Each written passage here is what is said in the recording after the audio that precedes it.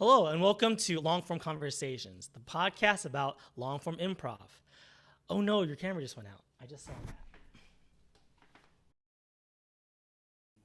Oh no. And honestly, if that happens again, I'll tap it, yeah. just tap it, see if that makes a Sounds good. difference.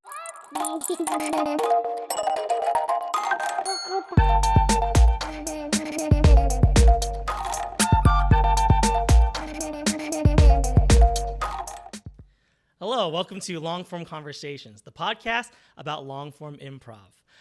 Today we have a very special guest. This is an improviser that I haven't known for too long, but in the short time that I have known him, I've grown to really admire and just really love the way he plays. So he is an improviser, an actor, commercial star. Do you write or do you sketch? No, but I have to start. I just got a new manager, and they're like, I think wanting me to write. I think you'd be potentially a brilliant writer. Welcome, Eli Gonzalez. Hi, hello. Thank you so much for having me. This is so exciting. Yeah, thanks so much for stopping by. I just want to first start off by saying, I first came across you doing We. Do you remember when it was in that weird Melrose theater? Yeah. That was right when we got back to in-person stuff, That's right. And I think I started doing We over Zoom. I don't think Whistling Prince was there for the Zoom days, were they? They were actually. I wasn't added, so I took. Obviously, I took a year off. Pandemic happened, and we all improv basically stopped. But I was just like itching for it because I'm obsessive, especially when it comes to improv. And then I heard that We was still happening, and I had a couple of friends who were part of a team doing it weekly on Zoom, and I asked to join. So I actually never really took a class from We, but now I'm part of a We team. Scandalous. I know. I didn't know. Snuck in. Well, then that makes sense because I was going to say that, and I think I did, We Zoom for maybe 6 months, and I had, and I was also just so depleted and so hungry for improv that I was watching those Zoom classes. I was like, or Zoom performances. Yeah. And I was just like, oh, wow, a couple familiar faces. But that's why when I saw you show up, I was just like, well, wait a second. Here's a new element, a new in-person energy that I had not seen before. A new kook. Yeah. Oh man, you know what? I actually look back fondly on those Zoom improv days. It was fun. I don't know how you felt. Did you feel like it was okay? I kind of liked it, even though, of course, half the time people weren't actually listening to your set. You would just be doing it for yourself because, of course, you can easily just like not listen to the improv that's happening on Zoom. I really liked it. And speaking to that, some people, so here's the thing, you have to know about me. I was, working from home, doing all the office stuff through Zoom.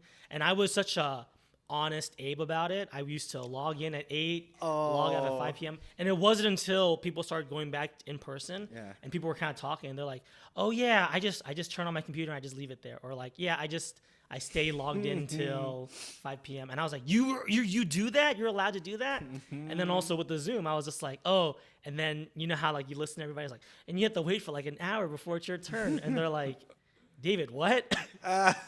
You would just log on, leave, and then come back. And I was like, oh no, I didn't realize that. You're such an honest Abe about it. That's cool. Honestly, that's great though, because then that's how you got to like see everybody else, like be part of the community. Well, and that was the tough thing. That was the really thing that was like rough about once we switched to in person, because I felt like I had known everybody for 6 months, but I really hadn't, and there was no interaction. So that's like the great thing about We as a community, and I think having the Zoom of it all. There was no community. So I would show up and be like, "Hey, you had a really great set," and people would be like, "What? Who's this guy?" And I was like, "It's me, David. Remember, I performed for 15 minutes out of the 2 hours." I was the top left box, but I guess that changes for you. Yeah. Oh, Yeah, that is so funny. Exactly.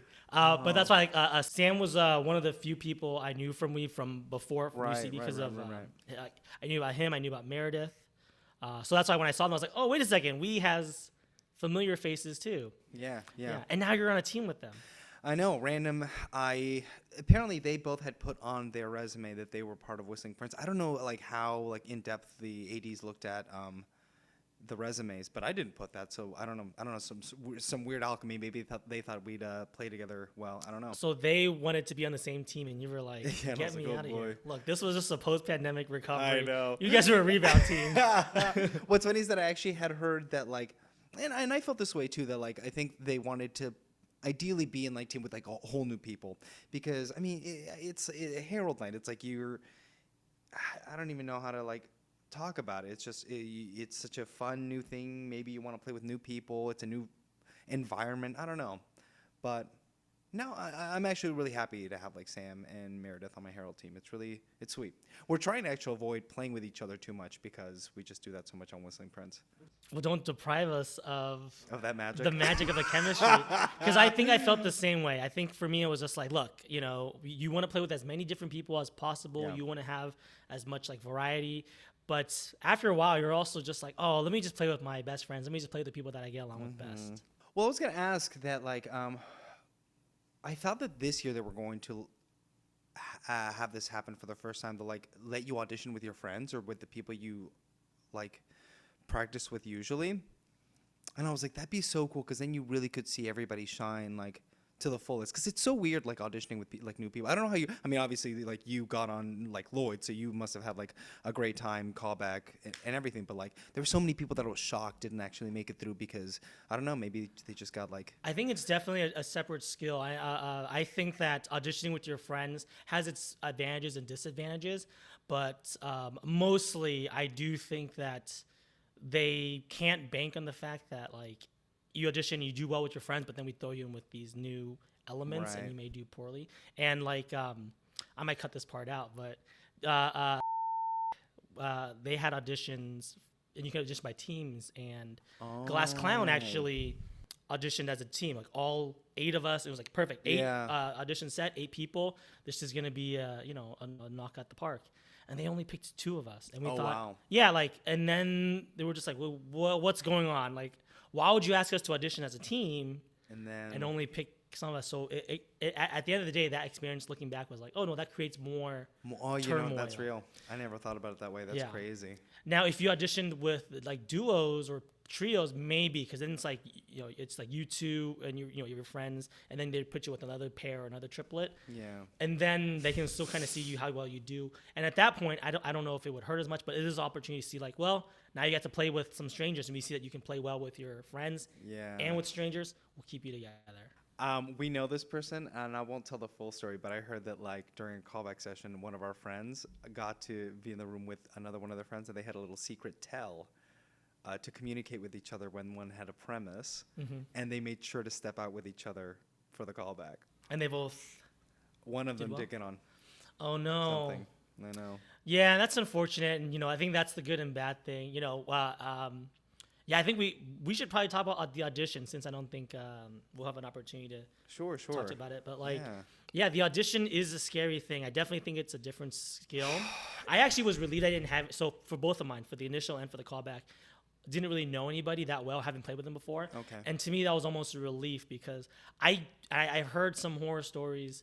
I can't imagine what it would be like to like, hey, Eli, I got this. Yeah. And then I flub the premise. Or if I initiate it and then you're like, like what's going on? Yeah. Because then that would like, I hope it wouldn't, but it could alter our relationship. Yeah. Definitely like some weird vibes after. Yeah, man, the audition process. This was I don't know what number this was for you. Was it second? Okay. This was my 5th. And just like, it's the worst time of year, man. It really is in the improv community here in LA. It is the worst time of year. The worst comes out in people. And there's so much anxiety. And yeah, this was my first. Okay, so for the last 4 times, auditions always happened around my birthday. So I hadn't enjoyed a birthday in 4 years. Oh no! Before that pandemic, obviously, because there were no auditions. But yeah, maybe that was the secret sauce. It had to be in March. But yeah, wait, what was the question? Well, the question was just like, yeah, talking about the audition overall. Like you mentioned you did this 5 times already, and I think I was really lucky that. Oh, sorry, this is gonna sound terrible. I was lucky there was a pandemic.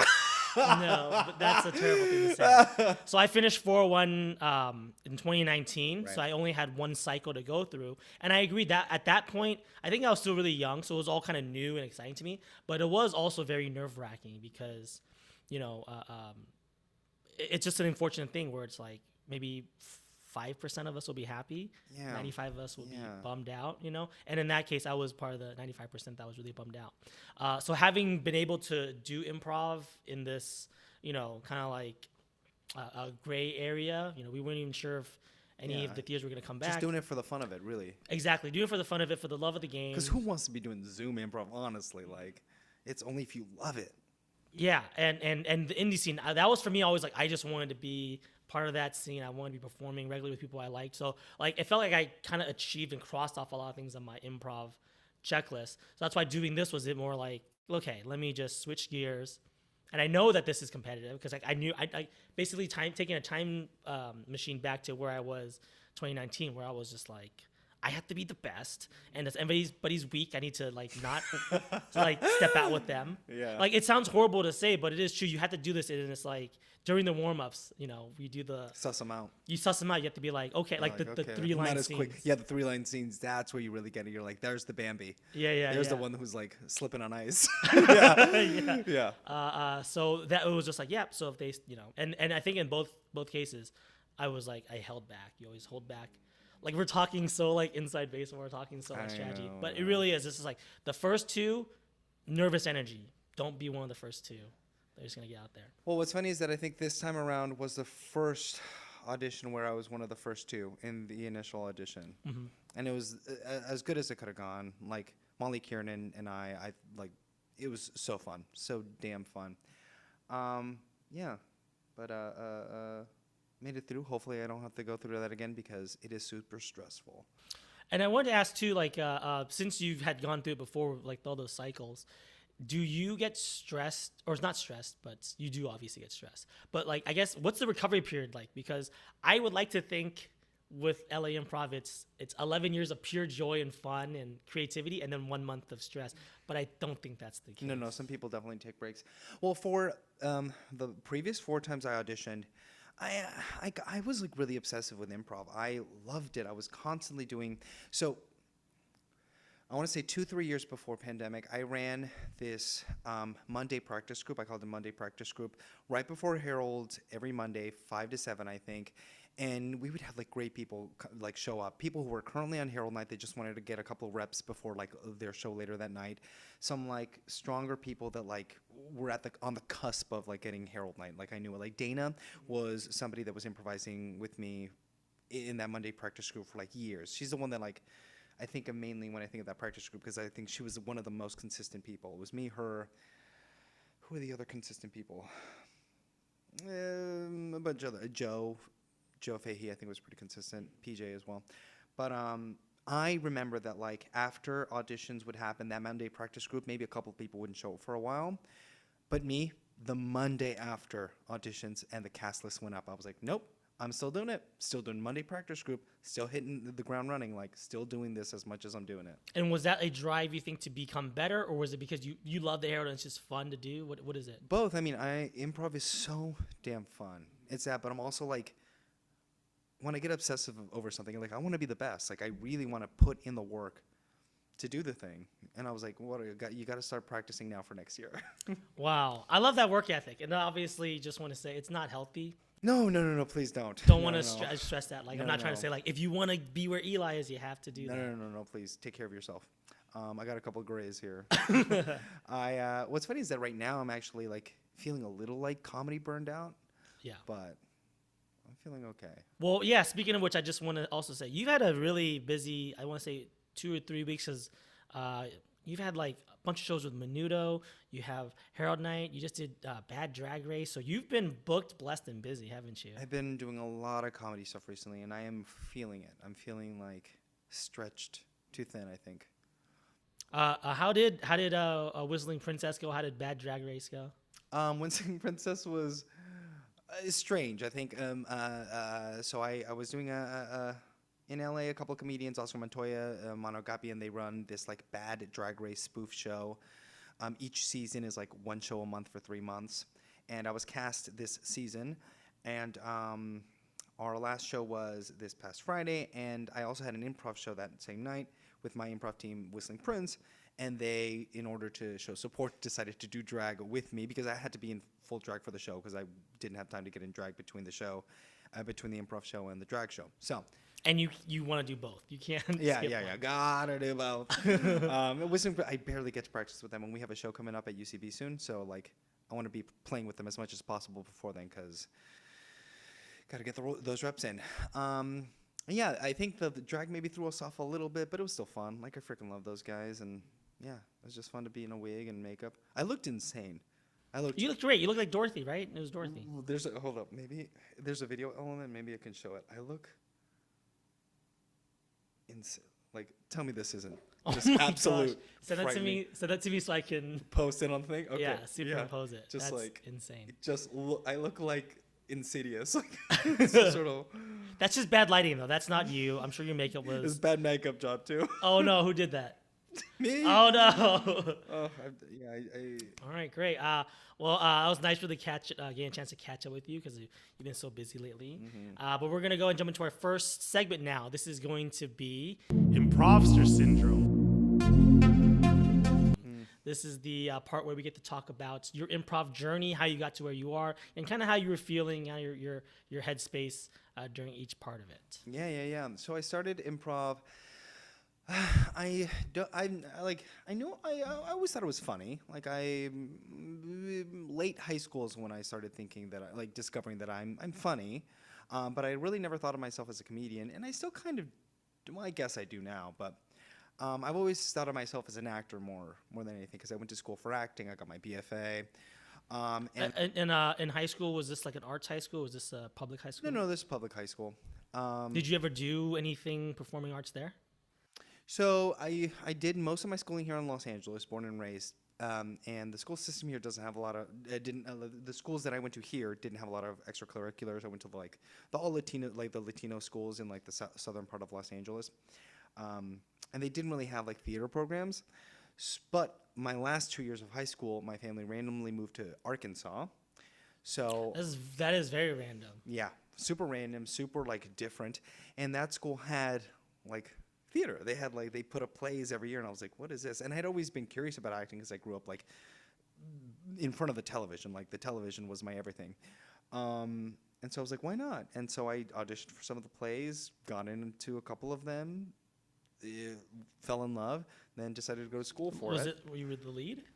I was the lead in one called Arsenic and Old Lace. I'm not sure if it's a famous play from like the early I didn't 1900s. study theater. Sorry. No. It's a play from the early 1900s. They made it into a pretty well-known film starring Cary Grant. Okay. Yeah, and I played his part. There you go. Yeah, so two guys playing that same part. Yeah. So, okay, and then you said you fell in love, and then you went to college for it? yeah, I went to school for it, got my BFA in acting, and then moved back to LA, Where was that? Oklahoma City University. Okay, and at this point, sorry, you're zooming right. I think you want to get into the improv, but did you No. Did you do? Was it like musical theater? Was it dramatic acting? No, it was. They were classically focused. So there was a lot of Shakespeare, a lot of Chekhov, a lot of restoration plays, which no one would be familiar with them. They're just like theater nerds would know them. So did you consider yourself like at this point like I'm a very serious theater actor? I'm a theater nerd. Comedy is for the clowns. What do you think? I didn't even think of comedy. Comedy wasn't even in like my universe. I was like, yeah, I'm an actor. I like Shakespeare. I want to move to Chicago or New York and be a great Shakespearean actor. And not to my own horn, I was considered the best Shakespearean actor in my program. But Give us a taste. oh no, God, no, it's long Just a gone. little leer. I actually did just a little leer. I'm talking about his 3 daughters. I did actually a Shakespeare play a couple of years ago, just because I was like, I haven't done this in years. Why not dip my toe? Yeah. And oh God, it's gone. It's gone? Yeah, you don't use it, you lose it. Oh gosh. I mean, it was kind of there. I guess. Come on, you got a little iambic pentameter in the back of your throat. Oh, probably do actually. I think I have. I was so obsessed with it. I was obsessed with this one monologue from Julius Caesar. It was a Brutus monologue, and I probably could recite it, but no, not in this platform. All right, I'll spare you have to pay from for that. it. Yeah. Yeah. Oh, I'll do it after this for your Patreon. There you go. Yeah. For the Exclusive. premium content. Yeah. Go ahead. Okay, great. So at this point, improv is not even maybe an acting exercise or something. A warm Oh up. my God, we had like an improv classing requirement, but the teacher didn't know improv. It wasn't improv. We played like Puppy Wants a Corner a couple of times, which I don't even remember the short mechanics form of that game. No, it's like a schoolyard game. It's like it's like Oh, it's like Mother May I or something. yeah, maybe I don't know what that is, but it felt like Foursquare. yeah, there it is. Yeah, it's like a schoolyard game. So I can't recall us doing any actual improv in that class. So it wasn't even in my universe. But then moved back to LA, lost a couple years to the ganja. I was a big old pothead. And I did like nothing creative for 4 years, just smoked weed nonstop. And then my friend, who was like, had an agent, they told him, do UCB, whatever, my best friend. And I went to her one-on-one show because I was like, I got nothing else to do. I'm out of weed. Why not? So like showed up to her show, saw it, and I was like, I think I could do this. I was like, that's kind of funny and fun. Like, I think I can do this. So like immediately signed up for 101, and then it was off to the races. I like breezed through the freaking curriculum at UCB. Before the new website popped up, now you can't go back and see what classes you've taken. I know, yeah. I know. I think I was up to like 30 classes. Wow, really? Yeah. So were you taking them back to back? Like Back to back to back to back. So you probably concurrently. finished 401 in like like 8 months, probably less. Yeah, something like that. Yeah. Yeah. I had to do 2 401s. Had to? Yeah, I was not let through after the first Oh, 401. wow. Now Yeah. who's laughing? No, but honestly, 30 classes, they're laughing. Yeah. They got all your I money. know they took my money. I mean, some of those were diversity scholarships. Obviously, not all of them, but Yeah, a couple of them were. Yeah. So was it? Gosh, we have a lot to talk about because that's such a short amount of time. Then, how did you feel after you passed 401? Did you think, this is it, baby? I'm about to get on that stage. 101 felt great after. 201, I was like, ooh, stumble. 301 felt incredible. I felt unstoppable. After the first 401, I was like, oh, dang. After the second 401, I was like, okay, maybe. Then I think I took one advanced class where I was feeling really good. And this is what I still talk about this day. Whenever somebody's feeling down about their improv, whenever somebody feels bad about like a workshop they did or this, I was like, let me tell you what I went through. There was a advanced study class that was apply only. People were hand selected to be in this, and I got in. It was an Alex Fernie class, and I was selected to be a part of it, and I was the worst in that class for 8 weeks straight. And let me tell you some of the people in this fucking class. Devin Field. Yeti. Lou Wilson. He's Also Yeti, isn't he? Huh? Is it also Yeti? Oh, fuck. Why am I blanking, too? Yeah, Yeti. Yeah. Okay, yeah, Yeah, keep Yeti. going. Yeah. And then, dang it, who else? A bunch of other people that were stellar, but those two I remember. More Yeti team yeah, members. all of Yeti. It was me and Yeti. Yeah. It was just like stellar people, but those two were, I remember just being, they were like cream of the crop. Like Devin Fields was like actively like on Herald Night, I think, or like, yeah. And I just like shat the bed every single damn class. And it just felt awful. Now, you say that you shat the bed. I'm sure a lot of that might have been the way you felt about it.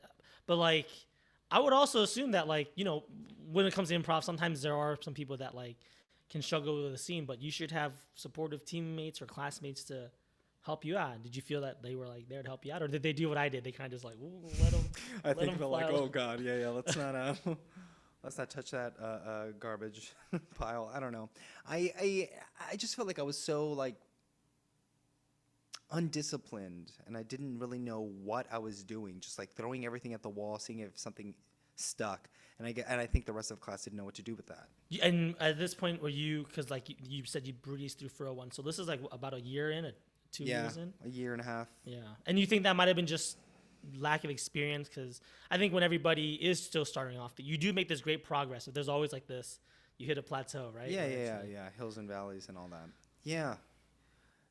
No, I think even if I had been okay for where I was at in improv, it was just getting into a class that I wasn't ready for.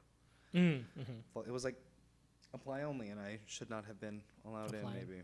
Yeah. No, I think it's probably a good thing overall, right? Because you kind of need to fall down and get back up. Yeah. If anything, that class, and honestly, the first like half a year of doing boot camp at the clubhouse, like it was me doing that like every freaking day too, because I was playing with like the best of the best.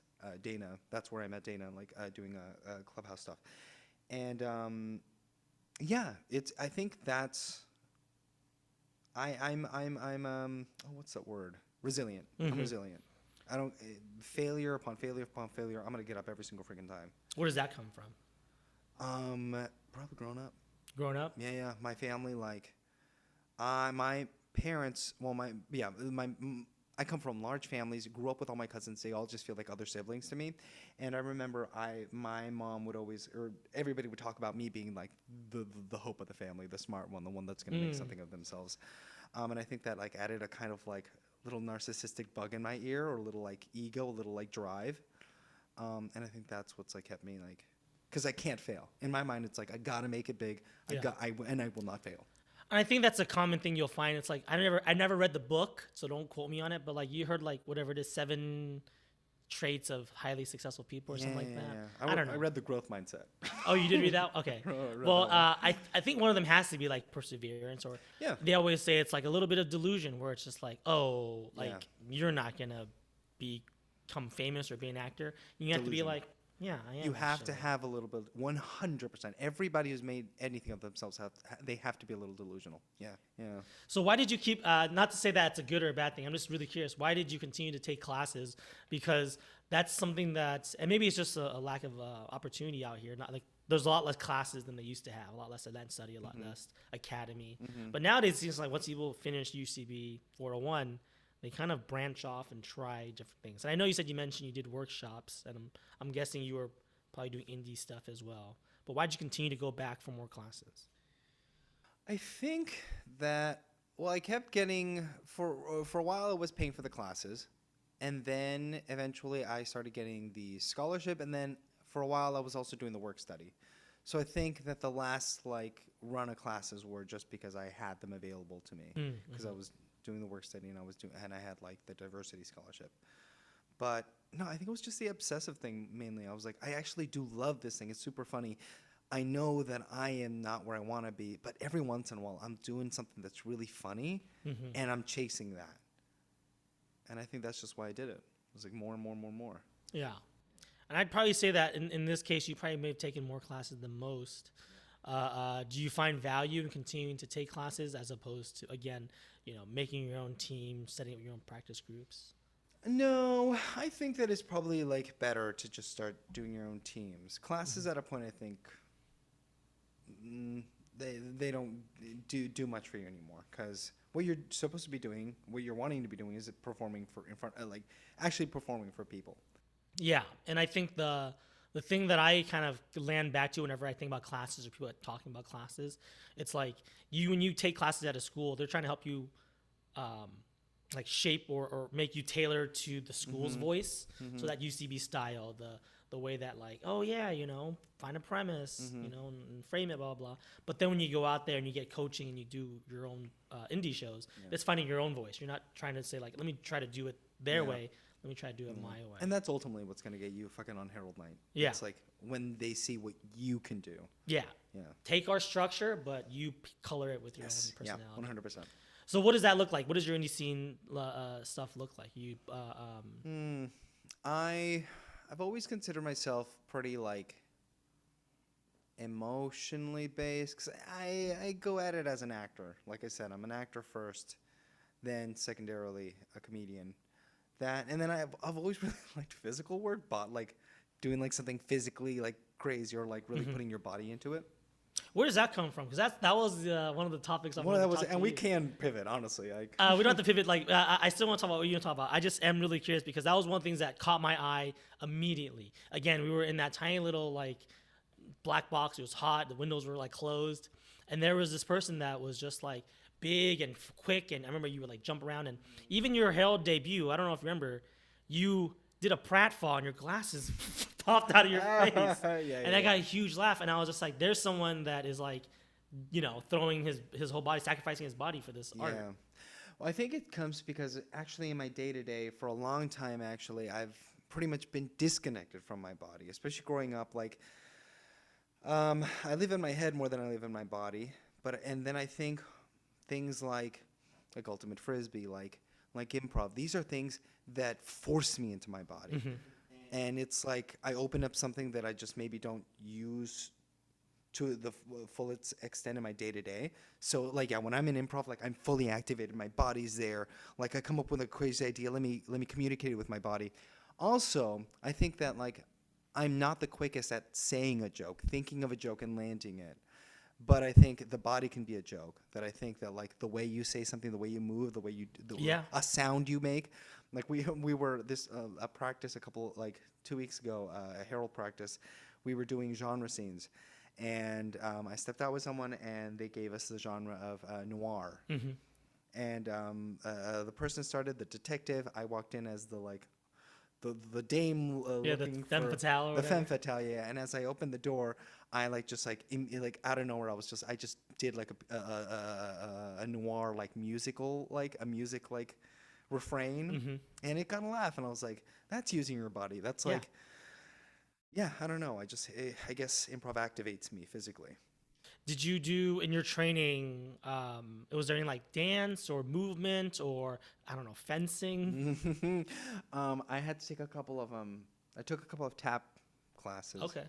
Yeah, but that was pretty much the extent of it. Actually, what's funny is that I think in classical works, I don't know that.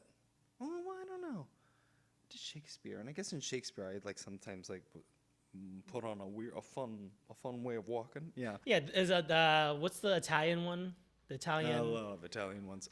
no. Sorry. What's the that Italian thing where it's like the 7 personalities? Oh yeah. The not pantalones. Is it pantalones? I No. can't think of the name. How the Commedia dell'arte. Commedia dell'arte. Yeah. Now is that part of your classical training? Because that's very also physical, very in your body. We did one like a semester on that, and we had the masks. Yeah, I've noticed that a lot of like dancers and a lot of athletes, when they perform or they have a background in sports or in dancing, they're much more in their body because I think that they probably have done some some type of performance or type of communication with their bodies. Yeah. I'm very much in my head too, which is why you'll catch me a lot of times sitting or standing because that's how I interact with the world. Like, I've never in my life, no matter how angry I was, I've never like moved at someone. You know, Really? if I was in love, I've never like dipped someone.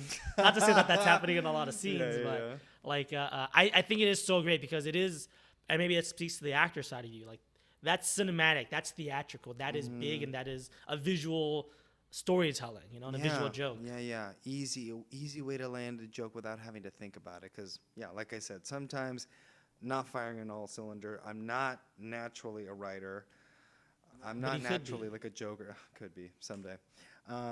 So something physical is just something that comes to me naturally that I can land a joke with. So after, you mentioned you're doing like the workshops, you're doing the, what's it called? The Herald practice group and Monday everything. practice group, yeah. How many days a week are you doing like improv, I mean, Man, in your heyday? when I was doing boot camp, I think I was also running Monday practice group. So counting that, honestly, maybe 5 times a week. Wow, that's a lot. Yeah. And again, all for the love of it at this point, or did you have aspirations? Harold Knight was always like a please. Mm-hmm. But ultimately, it was because I loved it. Even nowadays, like I'm trying to convince one of our friends to bring back Monday practice group. 'Cause I don't want to run it. I'm like too burnt out to like run it myself. But to bring it back, like Mondays 5 to 7, and because I want to hop in every once in a while, like get a couple reps in before like a Herald show, and it's always so much fun. Like it really is. Like getting to play with like higher level people, like stronger people. It's Yeah, and it kind of brings back to what we were saying earlier. It's nice to shake it up a bit, It's great that we have our teams. It's great that we're practicing every single week and performing them with them. But it would be nice to shake it up, get a different energy sometimes. Because sometimes that can, like, shake something loose or activate something in you. 100%. Yeah. I still I look forward every Saturday to practice. I love practice. I love it. That's great. That's amazing. I think that's a great attitude to have. Hopefully, you never lose that. You're always practicing. And then when you're when a big star, you're gonna be like, hey guys, rehearsal's coming up, let's rehearse. I mean, honestly, yeah. Sorry, Scorsese, I can't film this weekend. I've got it. Herald practice group. So. Yeah. it's how you found out about me. Yeah, fully. Yeah. Mm-hmm. All right, great. Well, that has been Improvster Syndrome. We got a chance to hear about Eli's long journey across improv. We're now going to jump into our next segment, which is our topic of the week. This is a topic that I had thrown out to Eli. I wanted to talk about his physicality, but Eli really wanted to talk about using improv outside of improv. Yeah. So I'll go ahead and let you open up. What exactly does that mean to you, using improv outside of improv? Yeah. A couple of different things. So as you mentioned in your beautiful little opening, that I work commercially quite a bit. I've been really successful in that world, and honestly, I really do feel like it's all to do with improv. Well, a combination of improv and just, I guess, my natural acting training, because sometimes I feel like less like skilled actors will go into a room, try to improvise, and they'll just be too crazy. It's actually a combination of being grounded, realistic, emotionally present, and also just like an improv line here or there that can be quite funny. Yeah. And I think it's helped me so much in that world. But mainly, it's helped me also in like my dealings with people, just out and about. Sometimes. Before we jump into that, yeah. I do want to talk about the commercial stuff, because I actually recently took a commercial auditioning class with Casey Faye over, and that was another UCB. They got more of my money, but it was a really helpful thing. But what was so interesting about that was just how much improv there is. At least the way he taught it, it was, you get your sides, but pretty much anything before, anything after is Fair game. open, fair game. And that, to me, it was like, I haven't done much auditioning elsewhere, but like, I know just from like hearing from other people, like usually you have to stick to what's in the script, but commercials, what is it about it, and how do you approach it to be able to like bring what you can do to it? Yeah, it's funny. I just, in the moment, something pops into my head that makes sense for the scene, that isn't too crazy, but funny enough, like off enough. And I can't even explain exactly what. It just happens in the moment. I think, like I said, it's a combination of just like what I learned in acting school probably, and like what I've learned in improv, just combining both of those things. But yeah, it's funny. The two things I'm probably most known for commercially. The minute I improvised the line in the room and I got the reaction in my head, I was like, "Oh, I just booked it." I just like knew it in my head. I was like, "I just booked this thing from this improv that I just did." Yeah. What was the question? What was that included in the commercial? Or they just liked your energy based off of that? I think the commercial I did. Everyone can do the commercial more or less. Like, Yeah. the lines, anyone can do them. We're all good enough actors to be in a freaking commercial. I think the two things that get you the job are the look and the improv. At least in my experience, the improv and the look. And I think, for most people, it's a different part of their brain. Yeah. And I think once you get comfortable with it, you can do both. Because obviously, anybody that's listening to this podcast probably has done improv before. You're probably really comfortable with it. But you may not have read lines from a script before. And that's kind of where and I've never done that before, so I was so nervous about, like, let me just make sure I honor the words on the page. And you're smiling probably because that's probably where you were, like, in high school. That's probably where you were. That's what the acting school was for. The lines. I was like, yes. I got the lines. I know how to memorize. Yeah. Like, I got that. So like, what was missing was the improv. And you think having both of those experiences is what makes you like the killer commercial I think so. performer? Yeah. I think it's what gets me a booking. Yeah. Yeah. I don't, not yet, but maybe hopefully one day I will book a commercial. But I use improv for my job as well. It's not necessarily commercial, but like I do training. I do, I teach people how to use software online, and so much of that is just sticking to the script because you have to impart knowledge. It's like, hey, you want to, dumb example, but you want to upload a photo to the photo gallery, you got to follow these steps. And if you don't do it this way, you're not going to get it done. So much of what I do is like sticking to some form of a script, click on here, click on upload, pull up the name of the photo, blah, blah, blah. But then being able to like find moments, because you can kind of feel out your audience, like they're kind of bored, or even you can tell yourself the self-awareness to be like, I've been talking a lot of, board technical jargon for a while. Let me throw in some jokes. And I think having the training or just knowing, I think improvisers are so good at like isolating just like one thing that's 1 degree off and then calling attention to it and then making fun of it, Yeah. So like if somebody asks a question and it's this kind of a unusual question, let's just like let's find a good way to like frame that in a way that's funny. Yeah. So it's like, oh, yeah. I guess if you want to upload like someone's like, I have a picture of, I don't know, coffee makers. Can I upload pictures of coffee makers? Like, yeah. I guess if you want to show off the coffee makers, you could do that. Or that's such a bad joke. I'm gonna cut that out. That was such a bad example. But you know, No, what I no, mean? you gotta show the realistic. This is part of real part of improv. Sometimes You're right. You know what what? pops out. Yeah, this podcast is verite, baby. It's all truth. It's all authentic. You're right. So sometimes they miss, but Yeah. but No, that please, kills. the number of misses. Trust me, that joke would kill I with was about the to technical say, audience. Yeah, I was about to say, with somebody who's a technical audience, somebody who isn't like always like hearing jokes freaking like 24/7. Yeah. Things like that. That's why like in commercial auditions I found the improv doesn't even necessarily have to be funny to you. It's gonna kill in the room. Right. Yeah. Yeah. Because they're probably so used to seeing people Exactly. do it It's by just- the book. All it has to really do is make sense for the scene. If the improv makes sense for the scene, and maybe is like the slightest bit kooky, or like the way you say it is slightly exaggerated, or I don't know. You'll Yeah, we know how to sell a joke, because we've been in those scenes of the sets where it's like, oh, they're not getting it. But if I say it, if I put a little bit more English on this, right, throw a twist to this, it may get a laugh. Make it a laugh.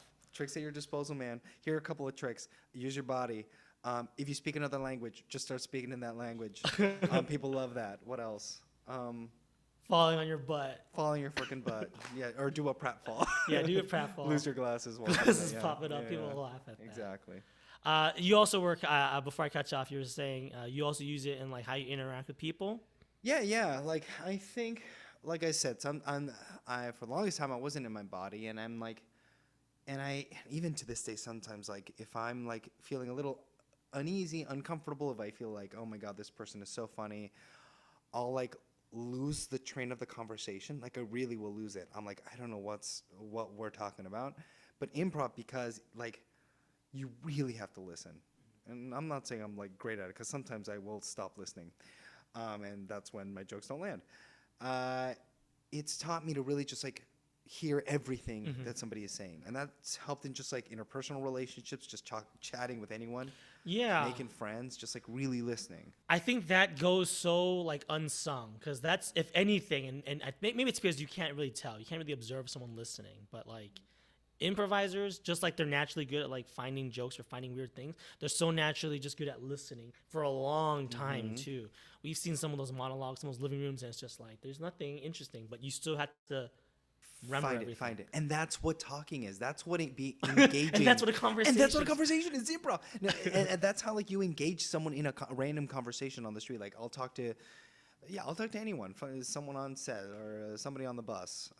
I do a lot of networking at my job, and part of that is just that. And like you find little tricks where like you remember like, and it's amazing how maybe just people are so used to having bad listeners, but you remember one thing about someone, and you make a callback to it later on. They're just, oh my gosh, David is great, Yeah, they feel seen. They think you're so funny. Yeah. And it's just like, oh, Michigan. talk to Brad there. Brad's from Michigan, and Brad will be like you remembered. "Oh, Yeah. David's a good listener, Yeah. So Exactly. gosh, I wonder why people don't ever sell that. We talk about like how funny and how bold we are, but no one's ever been at your set like, Eli, oh my God, you're listening.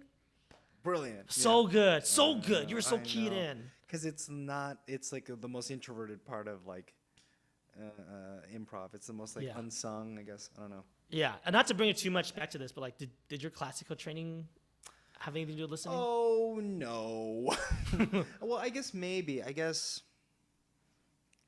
Yeah, because you're like saying lines, but you also kind of have to hear how, because there's a difference between just like knowing how you're like in your head being like, I know this is my line that's coming up, and I know how I'm gonna say it. Real acting, I think, is like knowing your line, but like not knowing how you're going to say it, because how you're going to say it is dependent on how your scene partner has said their line, because they say they added like a little bit more oomph behind it, or added like an emotion that you weren't expecting. Well, that's going to change how you deliver your next line, because of course your character feels differently. They react to the other person's like emotional state. So yeah, that's something that I've kind of noticed, and some people pointed out to me, because I still pretty nascent in my performing and memorizing lines. I'm always just like listening for the cue so that I can go next. I think that's very like common with early performers. So I don't really listen to what you say or how you say it. I'm just really just listening for the last word. Last word. So it's my turn to Yeah, go. yeah. Which is so different because it's, again, a totally different muscle. In improv, I'm listening to everything you say, every little, the way you say it. If there's a little, fist, I will key that in, because I'm so like open and free and like ready to receive everything. Versus in performing, I'm just so conscious of like, what am I gonna say and how am I gonna say it? What am I gonna say? How am I gonna? It's like a dance, It's like I'm still performing the choreography that we blocked earlier. It's funny. I've been doing so much improv for the last freaking like 7 years that I'm finding it easier to like improvise. You give me like if I'm acting, it's so much easier if I'm like improvising the lines than like having to like recite other lines. Yeah, you think you might be like not losing the best, but you're like you don't favor as much. Yeah, no, I'm so much more comfortable just like coming up with the words myself, knowing what I have to feel or what I have to do, and coming up with the words myself, than being like, no, this is the word that I have to say. This is the word I have to say. Yeah, and whenever I do sketch, I like writing my own sketch because I do that. I do that a lot, and it probably throws off some performers sometimes where it's like, that's not what you said. That's not what rehearsed. That's not the word that you're supposed to end on, so I don't know when to go. And I'm just like, yeah, I'm sorry, because when you write it, you know the vibes, and it is so much easier to be present. You can feel everything, you can listen to everything, and be like, I'm supposed to get mad right now. Let me get mad. Or even worse, that doesn't make me mad. I need to rewrite the script because it makes no logical sense for me to like jump to a 10 right now. So I guess in that sense, I use improv for writing, for rewriting, There you go. for performing. Yeah. Have you ever written down an improv scene you did that you'd like killed? 100%. This is a sketch. 100%. And the tough thing about it is it never does well with new people, but the people that we did the scene with or people that were in the practice, if you let them read it, they're like, dude, this is so good. You got to put this up. Like, yeah, we should film this, because they were in the room, so they saw the magic. And even if they reread it like a month later, they're still like, that's right, because they remember that it works. Yeah, they remember that it works. But then it's so hard to sell to other people. I don't know what it is about that. I wish you know what it is too. One thing I like about improv, and this is a good thing for life, a good thing for collaboration, for teamwork, improvisers are so quick to say, yeah, let's give it a shot. I don't know. Let's give it a shot. Why not? Yeah. It's only going to take us an afternoon to try that out. So let's try it. Anybody that I know that like does strictly writing or even strictly acting, sometimes they're like, does it have to? Yeah. I don't know. Like we don't hear it that often, but like the weird soft denials, little no buts, or yes buts, yeah, well we could do that, but yeah. And like now it's gotten to the point where whenever, and this is bad because you have to be able to, if people have boundaries, you respect it. But whenever I'm in like a writing group or even at work, sometimes people be like, I don't know. Part of me is just like, oh, you're not being a good scene partner. Yeah, but I'm like, wait a second. Free. Something just popped into my head. What's funny is that I think improv and comedy has kind of ruined genuineness. Because in the like obviously going to acting school, I know a lot of people. A lot of my friends are these like actors. Like they take it so seriously. And now I just can't take acting seriously. I can still get to like an emotional place, a dramatic place, but I just can't take it seriously. I think like sincerity is a little like cringy. I don't know. Well, yeah, and like this training does teach you to have fun with it, and we all know that a lot of acting isn't always fun. No. Can you imagine like doing like Yellow Jackets? Like, okay, guys, let's just zip zaps out to get warmed up. That would just ruin everybody's day. I know. So it's like a whole different like approach, a whole different study to it. Something else that you were saying about like interacting with people. Do you use it to like on job interviews? Do you ever use it to like charm people? Oh yeah. Yeah. Oh yeah. Interviews or dates, like it's a big help. Like make them laugh a little bit, but really listen to what they're saying. Yeah, man. You don't think people get annoyed? I think I have a good barometer for when I'm like going too far with it. I think it's like I know how to like be real when I need to be real. Yeah. I think I need to find that balance still. I try to use it on dates. Use it, gosh. Not that I use anything on dates. It is just a part of me, right? But I guess sometimes I try to like highlight that part of my personality, right? Like, again, like making callbacks, making jokes. Or I think people must find that exhausting when you're always like always on labeling or framing. Not even the fact that I'm making jokes, but that I am like finding comedian premises. So they're telling me about like how traffic getting here. I'm just like, oh yeah, I know they're the traffic, not you, right? Do you find your friends that do that annoying? Because I am at a point where I'm like, I don't want friendships that are just constant bits, because I can't do that. I do need to be real a good amount of time, but of course jokes here and there. I think it's a little bit of both. Like there have been people like that I've had to like just stop talking to because there was just no humor and there was no ability to like have like Right. jokes or bits. So you have to be receptive to it. But I would also agree, yeah, like just like when we the reason why we probably won't be going to too many one-on-one shows. It's just like the fact that it is the tone, like that's the tone now. That's like the new base reality. Like we're starting here. How are we supposed to ever like get down from here? Because at the end of the day, what you are looking for is like what's underneath that, and it is Rotten. so much harder to get to what's underneath that when people are like we not only do we have like our guards up and our shields up, but we made them like we make like them into strengths, right? Like my shields are so pretty and so well So designed. funny and so charming. That's why like somebody can really fool you into thinking they're Yeah. And at they the end of got the day, you fall in love everything with the together. shields. Yeah, you fall in love with the joke that they're putting out, but baby, that's not who they are. That's not who they are. That's not who they are. I want to know who you are Sunday at the farmer's market and it's hot and the parking, Yeah, we yeah. lost the car. We lost We lost the car. You're like in distress. Yeah, Yeah. you're being a real human being. That's who you're That's dating. who the fuck That's you are. who you're That's who dating. you're dating. Yeah. Which is why we're single. No, I know. God, impossible to date. Yeah. Yeah, because if that's me, I'm calling an Uber. I know. Oh, I'm putting a fit. I'll Yeah. burn the place down. How could you forget where we parked? Yeah. I'm calling an Uber. You figure it out. You drive home. You let me know when you find the car. Right. I told you to. I'm just kidding. All right. Back to using improv outside of improv. Anything else that you use it for?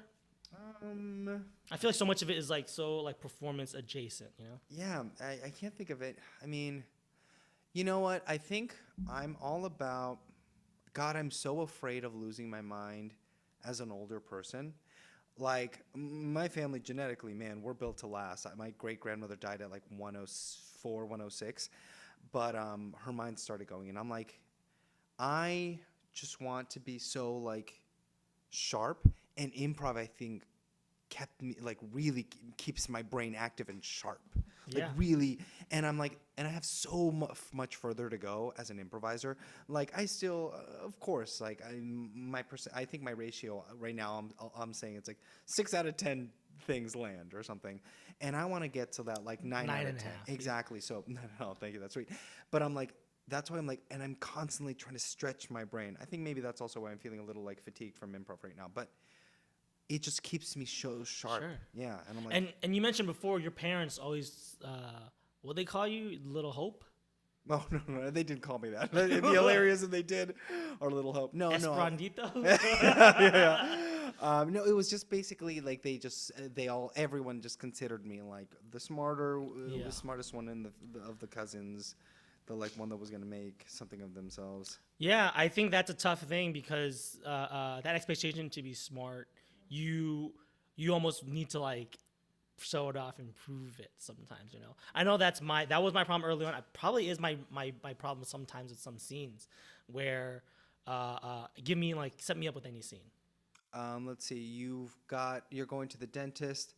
But you don't want to be you don't want any what is it? Novocaine. Novocaine. It's called Novocaine. Sometimes they have laughing gas, which is nitrous oxide. Like I had to show off how much I know, Right. and it's not because I know it's bad for the scene. And I know it's actually not getting laughs because I know specifics are funny, but not like that. But so much of it is because I grew up with like teachers, family members, friends, everyone's just like, oh, you're so smart. You're so like, you're a clever little boy, little A plus student, right? And I continue to be like, yes, I'm still that A plus student. I'll show it to you on stage. Yeah. I had to prove, yes, exactly. I had to, whenever dentist stuff, like, oh, let me show you all the things I know. And that is great for writing. And that's why I think you'd be a good writer, because how easy is it for you to like throw in all the specifics? But at least with writing, you can take your time because it's like, we got 6 pages. You mentioned that on page 3, that one on page 5, that one on page 6, But in an improv scene, you're like, don't edit me until I say all the things I know about improv. Yeah. But it is, at the end of the day, it is like a little puzzle because if they throw you something, even if you don't know it, you're going to, even what you did right there, it's like, here, how do I pass as a guy who's been to the dentist before, which I am not. Ooh, wow. I do think that that's what's nice about comedy is you can see people growing into it. Old, what's her face? What's her name? From Golden Girls? Oh, Betty Davis. Betty did no. Betty White. Betty White. Who's Betty Davis? Betty Davis was an old-time Hollywood actress, one of the most famous. With the eyes.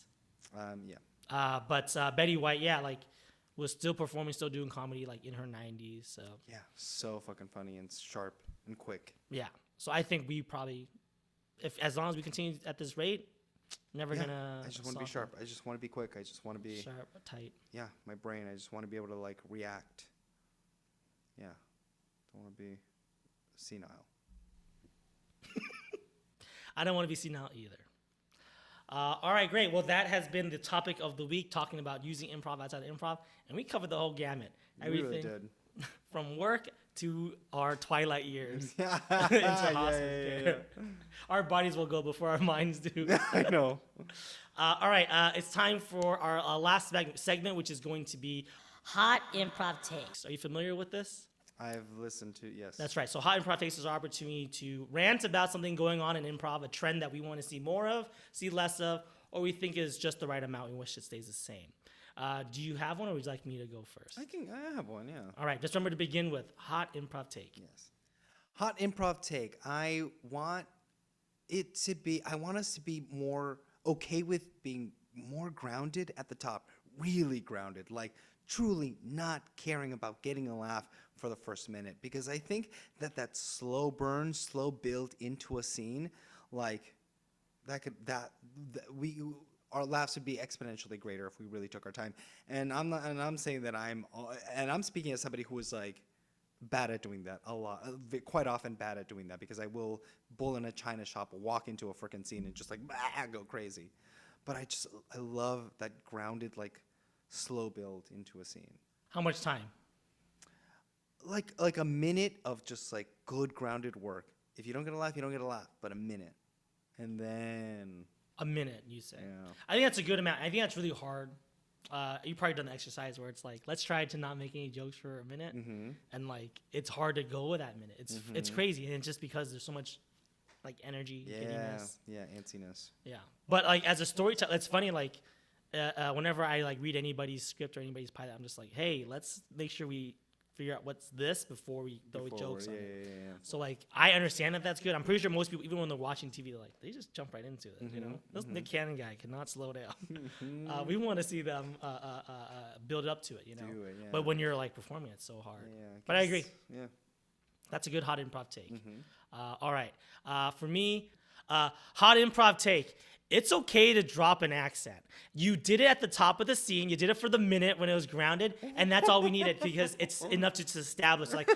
We know we're in Ireland now. Don't expect me to keep up that Irish accent because I have a lot of work to do. I gotta listen to facts. I gotta set up jokes.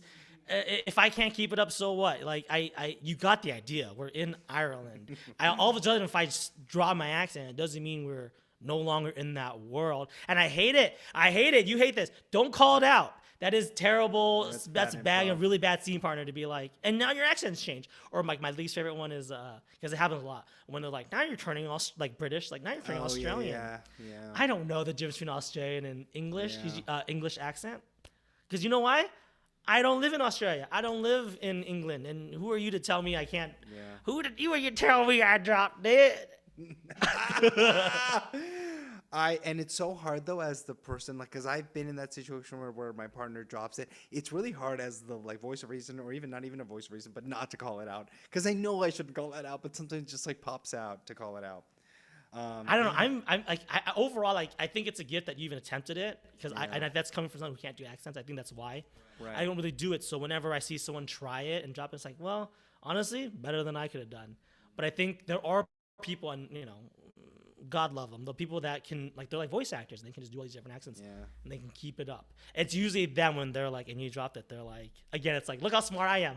I kept my accent. I'm Mr. Smart. I can do my accents, and you can't, and you dropped it. And so that's kind of fair. Just I got to show off all my dentist specifics. I got to show off. Are you actively trying to get better at your accent work though? No. I And maybe the other hot improv take. I don't think you need accents. Like, why are we You doing don't like? need it, Wh- but the- it does like add a. It's a tool, not necessarily, but it's fun. If you have that at your It's disposal, impressive. Yeah, yeah. it's great. I Yeah. actually think it's pretty cool. I would equate it to like being a good singer or being a good dancer. Yeah. It's just like, look, if you can sing, like, And you bravo. bring it in, hell yeah. But like, if someone could not sing, actually, you kind of would call it out, huh? Sometimes people do that. That's also not very fun sometimes, unless they're in on the joke, where it's just like, wow, Madonna, your voice sounds better than ever. Calling out when it doesn't serve the scene or the game, it can be a little like shitty. Yeah. So I don't know. Just be glad I took an attempt, me lasses. It's worked. That's good. Yeah, that was pretty good actually. Scottish, right? Were you going for something else? I don't know. I thought it was Irish. I don't know. Oh, no, I get those two mixed up sometimes. Right. They're close. I don't know. It doesn't matter. Don't say that to them. I don't like. In America, honestly, nobody really knows. Nobody's that great at accents. Nobody's gonna know what you're trying to go for. Just America, we've got like Surfer, Southern, and New York. That's all we got. yeah. Oh my God. Yes. Like East Coast, like Boston, New York. All of those catch-all. They all sound the same. Yeah. Southern, and then the California. Yeah. And as two Californians, like, we like. Do you ever pull it out? I've never pulled it out, dude. Oh no. Sometimes. For an audition, I've done it. Like, Oh, they're, for like, sure, yeah. Randomly, like a surfer dude or something, and I'm like, okay, I'll do the voice. But what about like in a scene? Like, what if you're gonna get a no, brunch with your friends? I don't think I've ever done a surfer voice. Because we know it's offensive. Stop doing that. Yeah, stop. As Southern Californians, that's our You culture. want to Don't get take it. canceled? Stop doing the surfer dude. Yeah. You have to be born here. Your parents have had to have owned a home here. It's hard. You It's have really to hard. you have had to have the lived experience of a surfer dude. Yeah, which we clearly have. We have. Yeah. All right, great. Well, that has been our hot improv takes. Last thing we'd have to do is just your plugs. Okay, cool. Do you have them off the top of your head, or do you want to? Yeah, sure. Follow Fuck This Month on Instagram. I think it's just Fuck This Month. It's the monthly show I do. We always have like, man, Jeff, who's like one of the main producer, and then me and Lauren Canuti are like secondarily like part of the show. He always gets the coolest freaking improvisers to improvise with us. Like people that I never in a million years thought I'd be able to improvise with. Like this month we've got John Gabris, we've got Lisa Gilroy, Oscar Montoya, like just a stacked cast. Yeah, so come Always see love those- that show. Yeah, come see that show. That show is always such a blast. Monday night, Harold's at UCB. Headbutt is my team. Please come see me. And then what else do I have to plug? And then my Instagram, you can follow me if you want. Eli_Gonz, ELI_GONZZZ. And that's it. Great. If you think of any others, just send them to me. I'll Put them in the put them in the description and everything. Oh yeah. You didn't include Whistling Prince. And then Whistling Prince on Instagram and Menudo Comedy on it. Menudo After Dark on Instagram. Great. Yeah. Again, if you think of any others, let me know. Oh boy, yeah. Any other indie teams I've forgotten about? I think that's it. I think covers Okay, it. that's But, it, great. Oh well. Thanks so much for being our guest today, Eli. Again, it's been so great to see you thrive and move up. And yeah, only right underneath your toes. I want to be chomping at your heels in the future. Well, thank you so much, David. This was great. Awesome. Thanks. Bye, everybody. Bye.